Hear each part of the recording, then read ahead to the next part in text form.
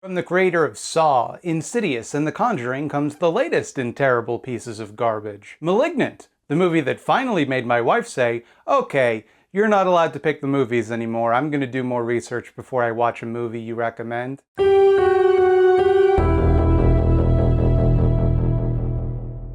Well, hello, it's me, Maligdrid. Many of you told me to watch the film Malignant. Many of you told me it would be a good use of my time to watch the movie Malignant. The movie is not good. It is not even okay. It is not a movie I would recommend to anyone, except for deeply irony-poisoned cynics like me. But for a so bad it's good type of deal, it's pretty funny. So there's that. I was definitely laughing at the movie, not with it. I want to make that crystal clear. This is just a multitude of wonderfully talented people forced to waste their time, money, and effort in service of a script that should not have made it past the first draft. I don't think there was a single line of dialogue spoken in the entire movie that was not exposition. The whole movie is just them explaining the movie you're watching to you. This is so unusual, but I appear to be getting a phone call. Well, I never do this, but I suppose I'll answer it live on video. Hello, if you're calling about the Andrew Divoff sex pillow, it's no longer in stock. What? Oh, hey, Bobby, don't worry about it. Mildew, it's me, Bobby Duke, star of the channel. I was wondering if you had time to give me some feedback on my magic act. Yeah, all right, but I am talking to you over the phone, so I don't know how that's gonna work. Now observe, a perfectly ordinary breakfast cereal. Look at that, pretty normal, wouldn't you say? Nothing out of the ordinary about that? Yes, that appears to be a normal breakfast cereal from what I can tell over the phone with you. Okay, now watch as I make all the added sugar disappear. Bippity boppity dook. Bobby, you don't need to use magic to make the sugar disappear when this video is brought to you by Magic Spoon. It's cereal reinvented. It's already got no sugar, Bobby. 0 grams of sugar per serving, not to mention 13 to 14 grams of protein and only 4 net carbs and 140 calories.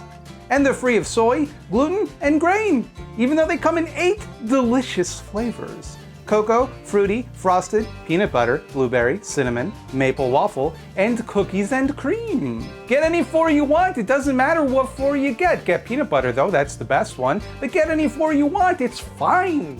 And guess what, Dick Nose? If you don't like it for any reason, they got a 100% happiness guarantee. Bobby, for once in your life, go to magicspoon.com/scaredycats and use coupon code SCAREDYCATS at checkout to get $5 off your first order. Can you do that for me? Just once? The link's in the description, Bobby. Bobby, you can get any 4 cereals you want. Get peanut butter, that's the best one, but you can get any 4 you want. Bobby?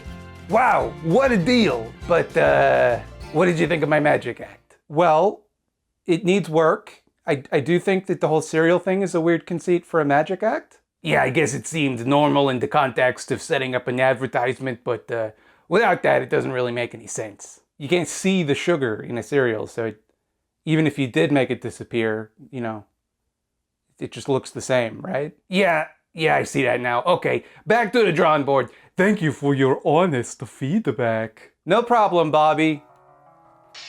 Speaking of honest feedback, Malignant is embarrassing. It's shockingly bad, like Cats the movie bad. This was the first movie I've seen in a theater since the pandemic started, and you could feel the whole audience laughing nervously as it slowly set in what we'd wasted our money on.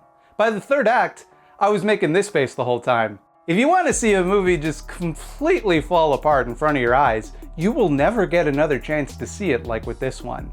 There's something almost refreshing about a movie that fails so spectacularly in the era of homogenized trash that is focus grouped into oblivion that we're living in right now. There is a scene in this movie that is so dumb, so surreal, and treated with such gravitas that I just could not believe what I was seeing. I could not believe that anyone, let alone everyone involved with making this multi-million-dollar feature film from a major studio, saw it and thought, yeah, that's my vision coming to life on screen. That's worth releasing and charging an audience $15 to see. And it is difficult for me to say much more than that without spoilers. So for the rest of this video, I'm just gonna fill it with spoilers. Now's the time to jump ship if you want to avoid the spoilers for this movie. But let me reiterate, this movie is bonkers T Bobcat, and pretty much all of the plot is explained in the last 10 minutes. So I don't know how else the fuck I'm gonna talk about it. Many people had mentioned to me that Malignant bore a resemblance to the film Basket Case. That it was, in many ways, like onto a basket case. And so what I thought that meant was that it was a monster movie with a little guy.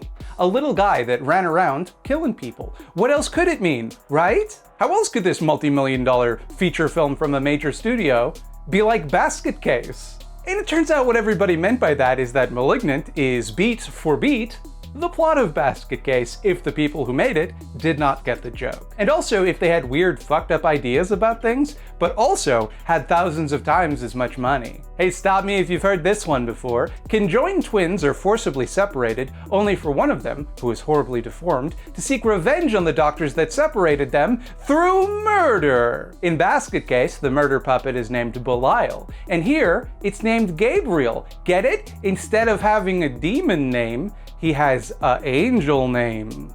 How ironic. This movie says a lot about society. There's even a scene where the main character holds a wicker basket conspicuously in frame, like, hey look, we got a little basket, maybe there's a Belial in it, you never know. It's not, it's full of laundry. Basket Case, for all of its many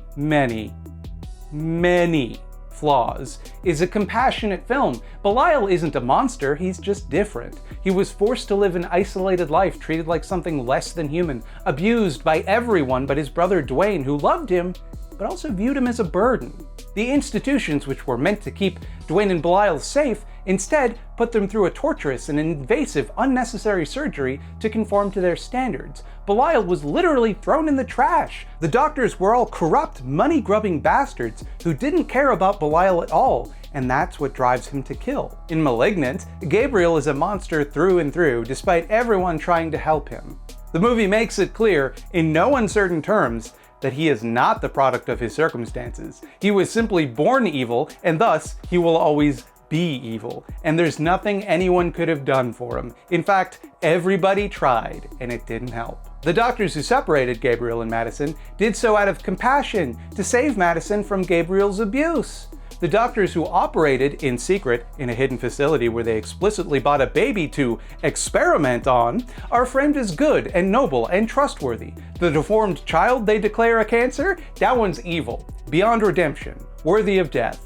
There's a scene where Madison is trapped in jail with a bunch of other women who are all crime women, and they immediately clock that she's not a crime woman. She doesn't do crime. She's a normal woman. And they start hassling her because they don't like that a normal woman is in jail where only crime women should be. They don't like her for that. And that alone, pretty weird view of crime. Like, crime is just the result of weird antisocial creeps deciding to be assholes for no reason. But one of the crime women is dressed like a 70s blaxploitation heroine, and like, nothing about her reads as criminal to me. All the other women look like monster people. And Madison looks at this woman specifically and gives a scared look. Like, we, the audience, are meant to recognize that this woman is scary looking, but she's not.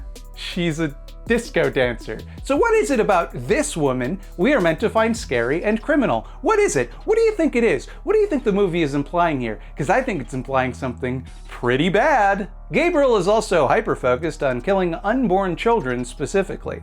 That's one of the main evil things he tries to do in the movie. He keeps manipulating Madison as a kid into stabbing her pregnant foster mother in the baby tummy. Gabriel's also absorbing Madison's pregnancies, and that results in miscarriages, a wildly emotionally charged topic to throw into this dumb of a movie with absolutely no respect paid to the subject matter and how it's going to make people who have suffered miscarriages feel. So okay, to put all of this together, this movie is saying that institutions can be trusted with all sorts of power and no oversight, even with regards to children's safety, because such institutions have our best interests in mind. Violence, and by extension crime, are the result of individual bad actors who were simply born evil and are incapable of redemption. Evil people want to kill unborn babies who must be protected, unless, of course, they look like monsters, in which case, cut them up and kill them. That's totally fine. Do you see how this movie kinda comes from a worldview that's a little bit fucked up? No doubt, some people will accuse me of overthinking this movie, and I have not. I've simply thought the normal amount about it. I had an exactly average amount and quality of thoughts on it. It's just that James Wan, specifically, and I place the blame squarely on him because he wrote and directed the damn movie, did not think even a little about it. He made the movie on purpose and never stopped to go, hey, wait a minute. There's a scene in my movie where a religious fanatic insists that her grandson is evil and forces her daughter to give him up, and then when the baby grows up, it is actually evil, thereby proving the religious fanatic correct. Aren't I kind of implying that people should listen to religious fanatics? Literally, in the third act, that mother turns to the baby who's grown up and says, I'm sorry, I should have loved you anyway, because obviously it's also her fault. And he's like, you made me a monster. To which the main character responds, no, Gabriel, you were always a monster. Then she traps him inside a big jail forever in her mind palace. That's what you do with people who are born wrong. You lock them away forever and never, ever, ever think about them again. They do not deserve your love or forgiveness. Now, does that sound like the movie grapples with a lot of intense themes? No, it doesn't. A gooey creep does murder ballet in a cop station and kills like 50 guys. Why does Gabriel have electricity powers? I forgot to mention that. Gabriel has electricity powers. Don't worry about it. It's not important. He won't do anything interesting with them anyway. And why is that in the script? Fuck you is why. Nobody edited the script. Any passing idea that just entered their heads just got slapped in there. Why not? I've never liked James Wan's movies, to be honest. All of his movies feel very by the numbers. They don't take any risks. He's a very talented director who sticks to a formula that might work for younger viewers, but bores me. I was excited during the opening of this one though, because it opens in a very silly way, with a lot of very goofy things happening at once, and I thought, oh, good. He's gonna go off leash a little. He's gonna make something weird and new. And now, I get why he doesn't usually take a lot of risks. Now I get why he plays it safe, because this movie is a disaster. It's a mess. I hated it, and I loved every second of hating it. Catch this one on home video with some friends over beers. Trust me. And hey, if you liked this video, why not check out my video on Basket Case? It's the second one I made for this channel. I fucking love Basket Case. It's way better than this movie, even though it is Basket Case. So it shouldn't be. It shouldn't be better than almost anything. Thanks again to Magic Spoon for sponsoring this video. Go to magicspoon.com/scarycats and use coupon code ScaryCats for $5 off your first order. Now I'm gonna make this video window disappear.